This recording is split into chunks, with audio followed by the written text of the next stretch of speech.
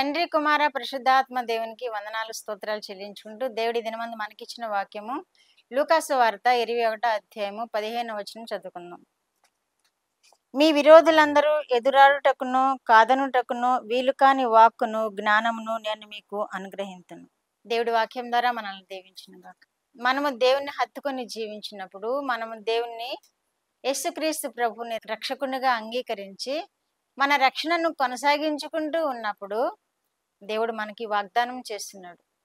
మీ విరోధులందరూ ఎదురాడుటకును కాదనుటకును వీలు కాని వాక్కును జ్ఞానమును నేను మీకు ఇచ్చేదను అంటున్నాడు. ఈ వాక్కు, ఈ జ్ఞానము మన పరిశుద్ధ గ్రంథంలో ఎవరికి ఇచ్చారో మనకి బాగా తెలుసు. దానియేలుకి ఇచ్చారు, షడ్రకు, మేషకు, అబేద్నెగోలకు ఇచ్చారు. దానియేలు మీద విరోధులు ఎంత తిరగబడ్డారో మనం వాక్యాల్లో చూస్తున్నాము.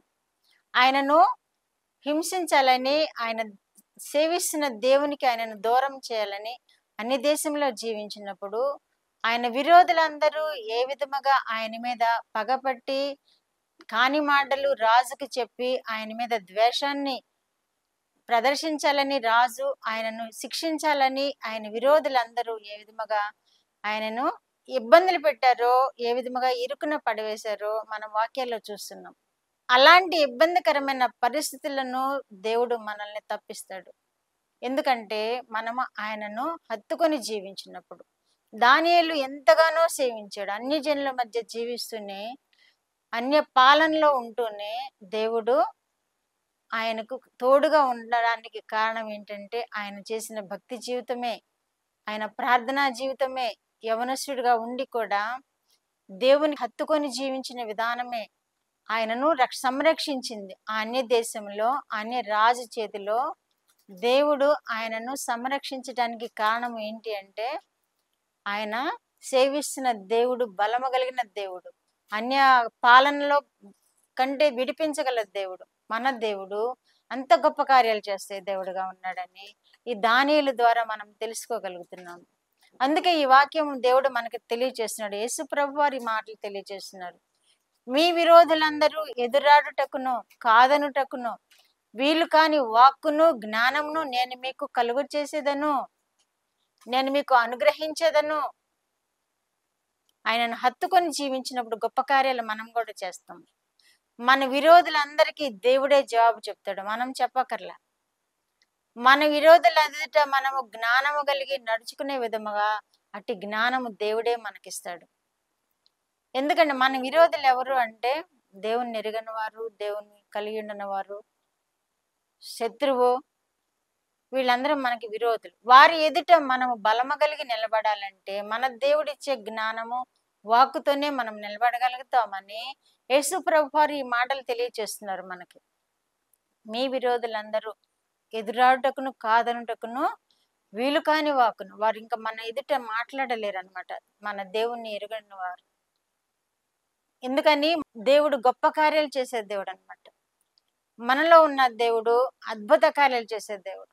అలాగే స్టెఫను కూడా పరిసయ్యుల మధ్య స్టెఫన్ నిలబడి మాట్లాడినప్పుడు వారు ఆశ్చర్యపోయే విధముగా జ్ఞానంతో నింపబడ్డాడు. వారు ఎదురాడుటకు వీలుగాని జ్ఞానము స్టెఫన్ పొందాడు అక్కడ. వారు నోర్లు మోసే విధముగా దేవుడు స్టెఫన్ని అక్కడ నిలబెట్టాడు.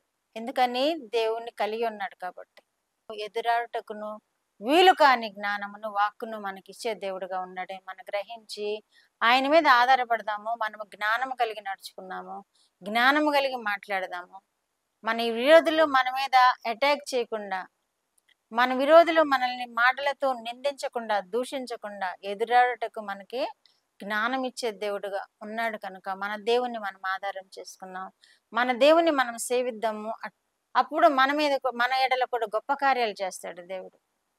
దానియేలుకు చేసిన గొప్ప కార్యాలు చేసిన దేవుడు, ఇంకా షడ్రకు, మేషకు, అబేద్నెగోలకు చేసిన దేవుడు మన ఎడల కూడా చేస్తాడు. ఇంకా రాజులు ఎంతో మంది, దావీదు మహారాజు కూడా శత్రువుల ఎదుట ఆయన వెన్నుదిరగకుండా ఉండడానికి దేవుడు ఆయనకి ఎంతో బలాన్ని ఇచ్చాడు, ఎంతో వివేకాన్ని ఇచ్చాడు.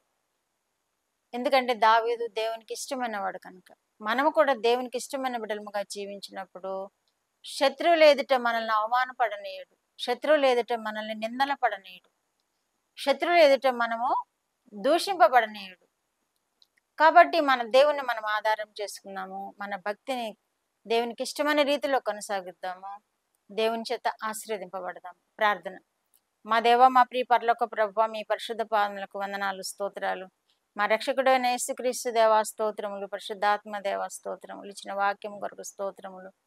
దేవానైనా మీ జ్ఞానమును, మీ ప్రభువా మీ వివేకమును మాకు అనుగ్రహిస్తానని వాగ్దానం చేసినందుకు మీకు వందనాలు. చూస్తున్న బిడ్డలందరూ ప్రభువా మీ జ్ఞానంతో నింపండి, మీ వివేకంతో నింపండి. శత్రువుని ఎదిరించడానికి తగిన శక్తిని, జ్ఞానమును మా ప్రభు వివేచనను అనుగ్రహించి మీరు మహిమ పొందండి. కుటుంబాల్లో నెమ్మదిని, సమాధానమును, శాంతిని అనుగ్రహించండి. మీరు మహిమ పొందమని యేసుక్రీస్తు వారి పేరిటి మనవులు మీ పాదములైతే వేడుకుంటున్నాను పరమ తండ్రి.